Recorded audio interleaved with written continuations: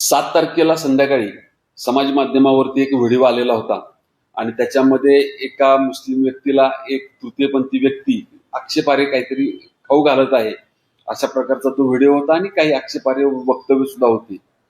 त्यानंतर त्या व्हिडिओची शहानिशा करताना आमच्या असं लक्षात आलं की 6 तारखेला जेव्हा आंबेगाव पोलीस स्टेशनमध्ये एक जनावर वाहतूक करणारा ट्रक पकडलेला होता त्याच वेळची ही घटना आहे. आणि आम्ही शहानिशा करत असताना असं लक्षात आलं की त्या क्लीनर जो होता त्याला या व्यक्तीने मारहाण केलेली आहे.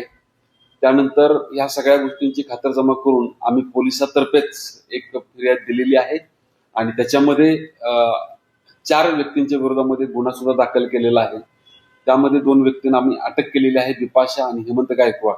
सध्या पोलिसांच्या कोठडीत आहोत आणि आज आम्ही कोर्टापुढे प्रोड्यूस करून त्यांना पोलीस कस्टडी घेऊन नेमका त्यांचा हेतू काय आहे, उद्देश काय आहे, की मुद्दाम या रमजानच्या महिन्यामध्ये द्वेषमूलक वक्तव्य केलेले आहेत, तो कोणी केलेला आहे, त्याचं एडिटिंग कुठं झालेलं आहे, या सगळ्या पार्श्वभूमीवरती पोलीस कस्टडी घेण्याचा आमचा आजचा प्रयत्न राहणार आहे. ते खरंच गायीची वाहतूक करत होते का किंवा त्यामुळे त्यांनी त्यांना मारहाण केली? ती गायीची वाहतूक करत नव्हते, त्यांना तसा संशय होता. त्यानंतर आम्ही ती वाहन तपासलेलं होतं, त्यामध्ये म्हशी होत्या, त्यांच्याकडे सर्व प्रकारचे परवाने होते. त्याची स्टेशन डायरी करून तो वाहन सोडून दिलेलं होतं. हा 2 दिवसानंतर समाज माध्यमावरती व्हिडिओ व्हायरल झालेला आहे. काल रात्री 12:30 वाजता दोन्ही आरोपींना आम्ही अटक केलेली आहे आणि आज कोर्टामध्ये आम्ही पोलीस कोठडी घेण्यासाठी प्रोड्यूस करतो.